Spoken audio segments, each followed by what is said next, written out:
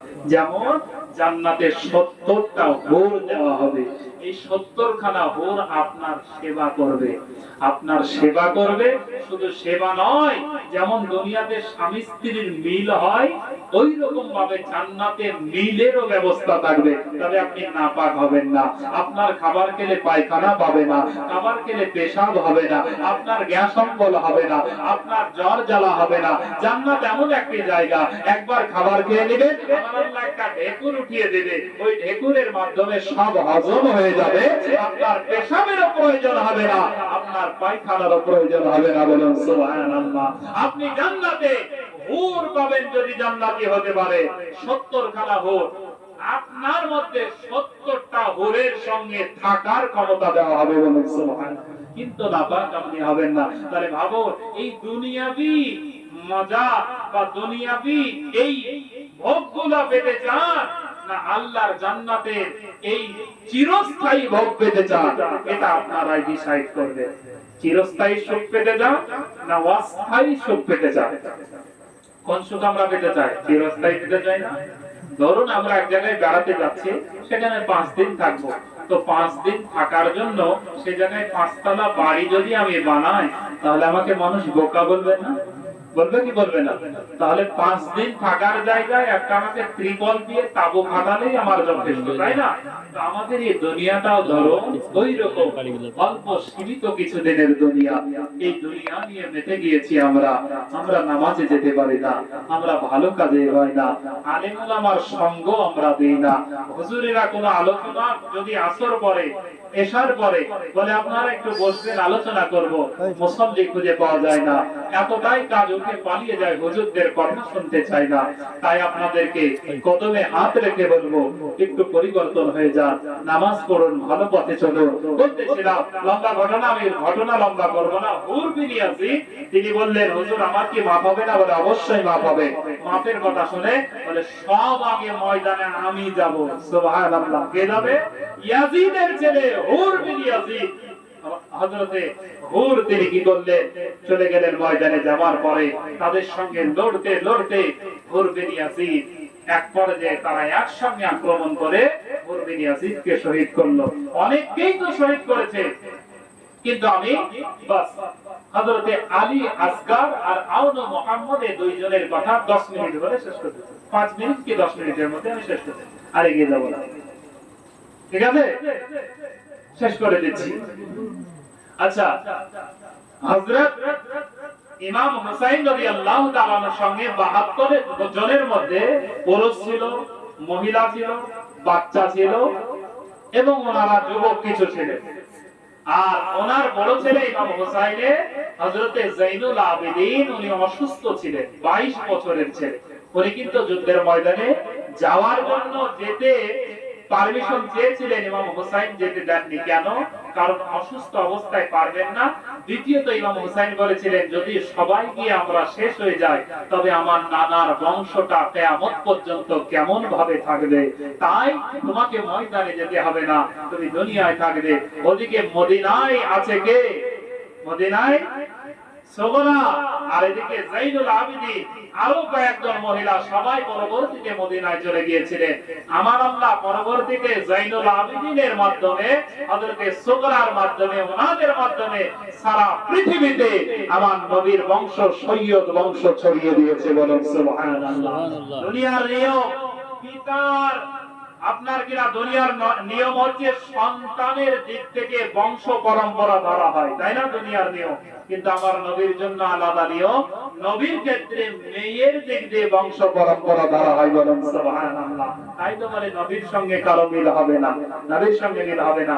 হযরতে আলী আসগর রাদিয়াল্লাহু তাআলা আনহু, তিনি মাত্র 6 মাসের ছেলে, পানির জন্য তড়পাচ্ছিলেন খিমার মধ্যে, পানির জন্য তড়পাচ্ছিলেন।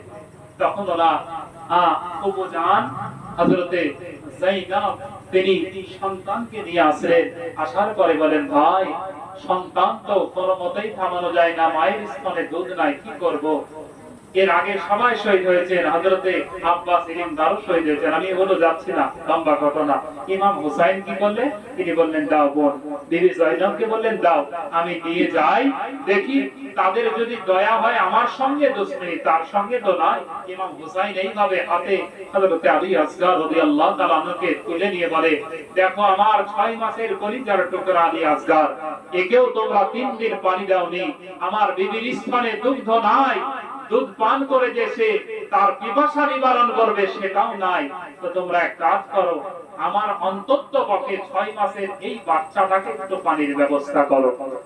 ইবনে জিয়াদ শিমারের লোকেরা, আপনার গিরা উবাইদুল্লাহ বিন জিয়াদের লোকেরা, তারা কি করলো? আমর বিন সাদ সহ তারা পানি আশেপাশে ফেলে বেড়াচ্ছে, বলে হুসাইন শোনো, পানি পাবে, তবে তোমাকে ইয়াজিদের হাতে বায়াত গ্রহণ করতে হবে। বলুন নাউযুবিল্লাহ। ইমাম হুসাইন কোনো মতেই রাজি হলেন না। মনে রাখবেন, পানি দেননি মানে ইমাম হুসাইন তিনি তাদের কাছে নত হননি। উনি ইচ্ছা করলে মুহূর্তে পানি পাবে। উনি যদি একবার বলতেন ফোরাত নদী টোটাল পানি এসে খেমায় চলে আসতো, আসতো না?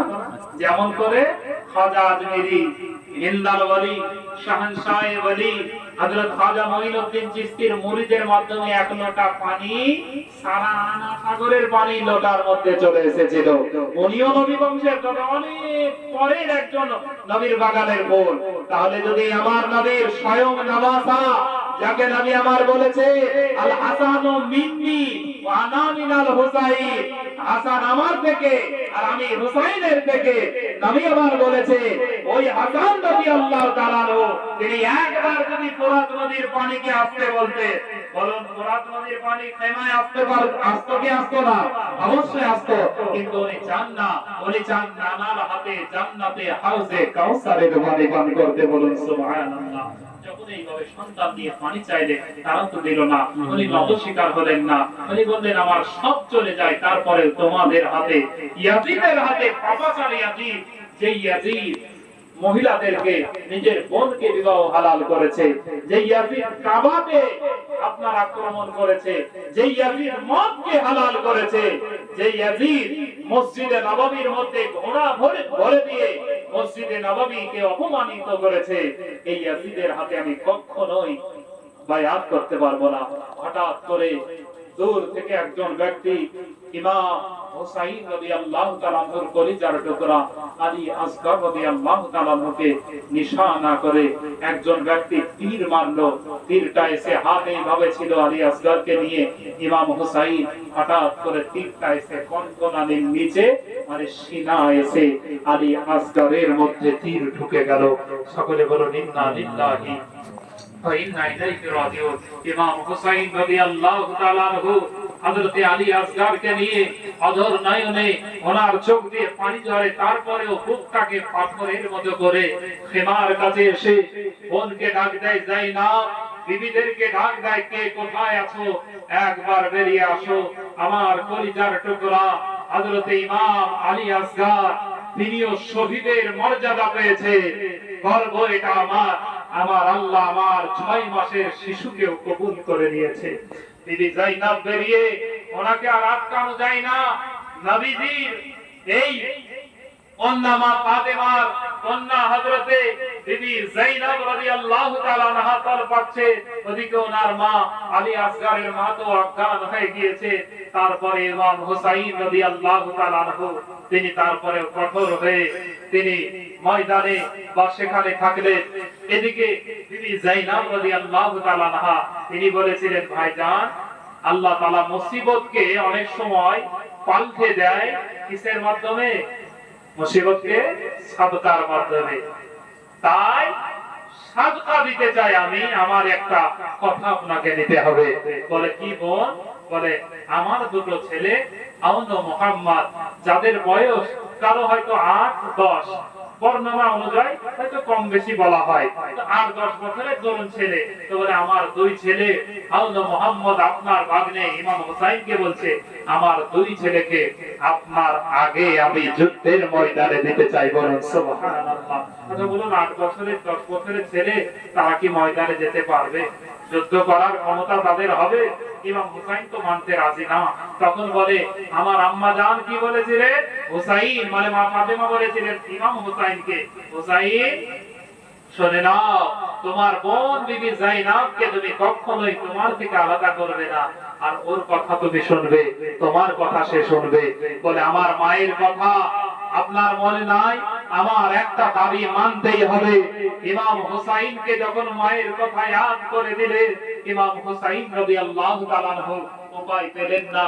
তিনি নিরুপায় হয়ে নিজের দুই ভাগ্নেকে ময়দানে যাওয়ার জন্য পারমিশন দিলেন, কপালে চুম্বন দিয়ে প্রস্তুতি করে ময়দানে ছেড়ে দিলেন। ওদিকে ইয়াজিদ বাহিনী তারা উল্লাস করে হাসি ঠাট্টা করে বলে, হুসাইন তোমার সব শেষ, তুমি লাস্টে বাচ্চাদেরকে পাঠাচ্ছ যুদ্ধের ময়দানে। এই বাচ্চা বলে হযরতে আউন মুহাম্মদের সঙ্গে কয়েকজন যুদ্ধের জন্য আসলো, আউন মুহাম্মদ কয়েকজনকে কচু কাটা করে কেটে দিল। সুবহানাল্লাহ। কেন? কারণ তাদের রক্তে হযরত আলীর রক্ত রয়েছে। হযরতে আউন মুহাম্মদ আমার হুসাইন রাদিয়াল্লাহু তাআলা নিজের ভাগ্নে, তাদেরকেও তারা শহীদ করে দিল। বলার উদ্দেশ্য, ইমাম হুসাইন রাদিয়াল্লাহু তাআলা শেষ পর্যায়ে যুদ্ধের ময়দানে এবার তিনি যাবে, যাওয়ার পূর্বে সবার কাছে বিদায় নিবে।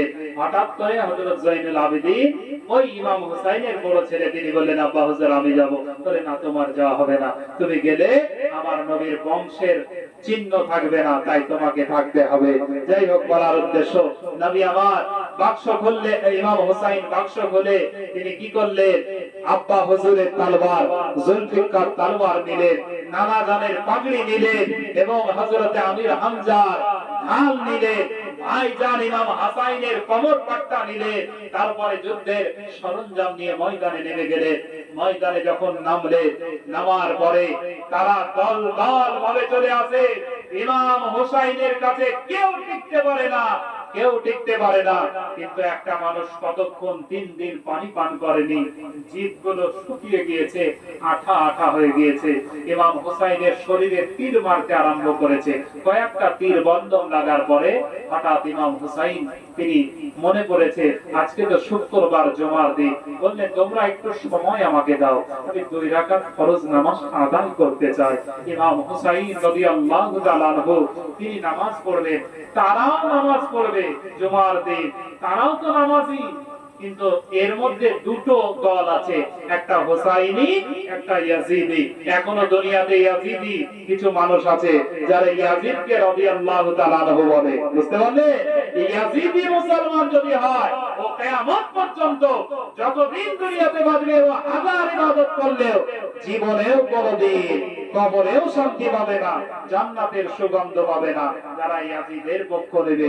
বলার উদ্দেশ্য হচ্ছে, ইমাম হুসাইন রাদিয়াল্লাহু তাআলা আনহু তিনি কারবালার ময়দানে সময় নিয়ে তেনার শরীরে তীর বন্ধন লাগা অবস্থায় জুমার নামাজ আপনার কিনা উনি আদায় করবেন। ওনার সঙ্গে কয়েকজন হয়তো ছিল।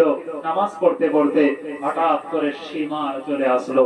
নামাজে শেষদা অবস্থায় ইমাম হুসাইন রাদিয়াল্লাহু তাআলা আনহু সার মুবারককে ওনার পবিত্র গর্দন মুবারক দেহ থেকে তলোয়ারের আঘাতে দ্বিখণ্ডিত করে দিল। সকলে বলুন, ইন্না লিল্লাহি ওয়া ইন্না ইলাইহি রাজিউন। নামাজ পড়তে পড়তে বিদায় নিলেন। এখানেই শেষ না, তারা এই পবিত্র সার মুবারককে বল্লমের মধ্যে গেঁথে নিল। গেঁথে নেওয়ার পরে ইমাম হুসাইন সহ আরো কয়েকজনের পবিত্র মাথা মুবারককে নিয়ে দামেস্কে যেতে আরম্ভ করলো।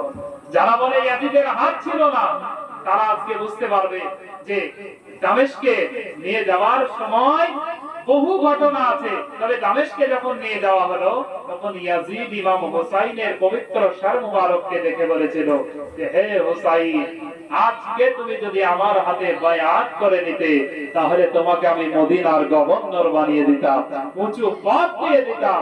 তুমি আজকে মানলে না, তাই তোমার আজকে এই অবস্থা হলো। সকলে বলুন নাউযুবিল্লাহ। আমার নবীর বংশকে নির্মম ভাবে এই কারবালার মাসেই 10 তারিখে শহীদ করে দেওয়া হয়েছিল। দেখুন, ইমাম হুসাইন শহীদ হলে বংশের সবাই শহীদ হয়ে গেলে, তারপরেও কি ইসলাম শেষ হয়ে গেল? হ্যাঁ, ইসলাম শেষ হলো না, বরং শহীদ হওয়ার পরেও ওনারা পতাকা গেড়ে রেখে, পতাকাটা রেখে তারপরে গর্দান দিলে কিন্তু কালেমার পতাকা ঝুঁকতে দিলেন না। বলুন সুবহানাল্লাহ। নামাজরত অবস্থায় শহীদ হয়ে এটাই প্রমাণ করে গেলেন তোমরা যে অবস্থায় থাকো না কেন নামাজ পড়ো। যাই হোক, বলার উদ্দেশ্য হচ্ছে আমাদের সকলকে পরিবর্তন হতে হবে। আমরা ইসলামটা এমনি পেয়ে যাই, অনেক কষ্টের পরে আমাদের কাছে এসেছে।